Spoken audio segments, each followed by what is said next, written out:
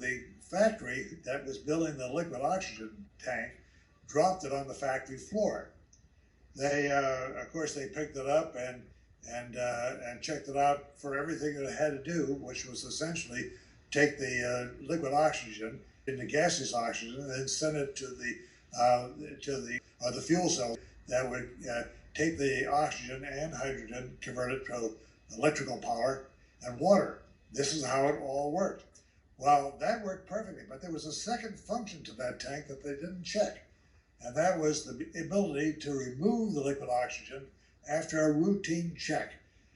And after the flight was over, or the test was over, ground crew went to remove the liquid oxygen, and they found out on this one tank that was dropped on the factory floor, they couldn't do it, and they could not get it out. Oh my gosh. So they were in a quandary, and this was just 2 weeks before the flight.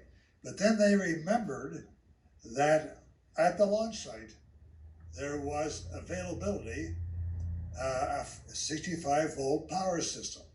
Now, the spacecraft flew at a 28-volt power system. Okay.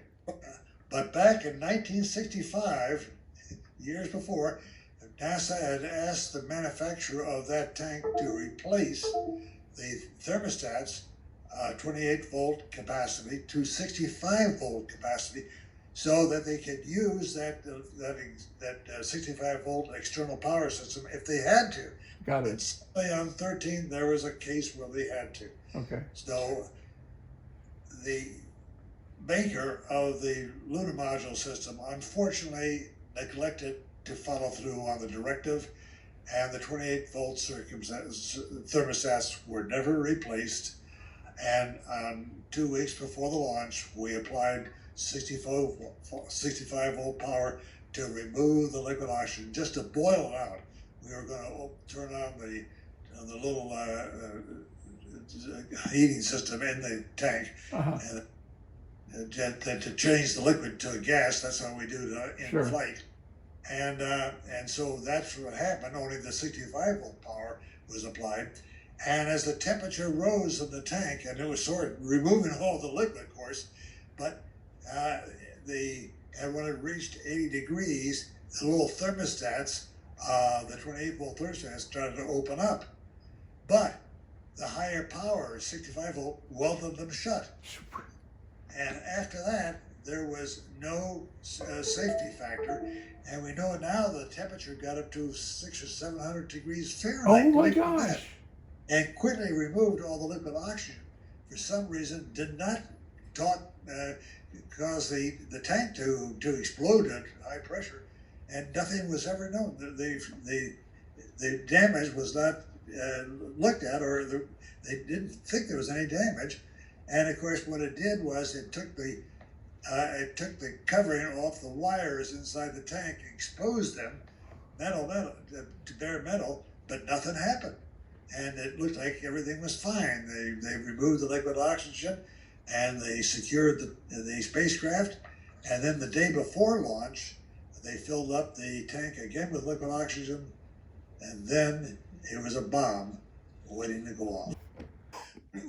Well, what happened was Mission Control called to Jack and said, "Jack, now's the time to stir the tanks." That means there's a little fan system in the liquid oxygen tanks, because the liquid oxygen was almost it was not just liquid, it was not just ice, it was in that in-between sloppy period. And we had to slug it, then we had to stir it up. And then what we would do after we stirred it up, and with the system still on, we would then turn on the heater in the tank, and that would convert some of the liquid to gas. That gas then was forced into the fuel cells in the spacecraft, of course, and we would convert that plus hydrogen to electrical power. Well, we were just about 200,000 miles from Earth when suddenly the explosion occurred. A big bang, and the spacecraft sort of rocked back and forth. And I then looked up at Fred Hayes, who was still in the lunar module, and I could tell from his expression he had absolutely no idea. And then as I was clambering down into the command module, I looked at Jack Schleichert, and his eyes were as wide as saucers. He didn't have any idea. Uh, and it was Jack, of course, that heard the explosion, and he said, Houston, we have a problem here. He didn't know what the problem was, but that's where that expression first started. Right. Well, what happened was when Jack turned the switch on, there was a short because the wires were bare now. They had no protection. And that short then, I'm sure, caused a quick fire and then a quickly expansion of gas from liquid that blew the side of the tank off, which then blew the side of the spacecraft off. And I think that was the explosion which we heard. If that explosion had waited until we were in lunar orbit, or heaven forbid, on the lunar surface, then you would be talking to somebody who was still a resident of the moon. That was good. Oh, that's a good way to put it. The first permanent resident of the moon. Actually, we would be the permanent residents of the moon. It was a close thing. And so it was, whether it was, a directive from above that made the explosion at that time, but whatever it was, if you're spiritual, that's exactly the time that God helped save us, and otherwise we'd be in deep trouble. And here we had a problem, and we didn't know what happened right away.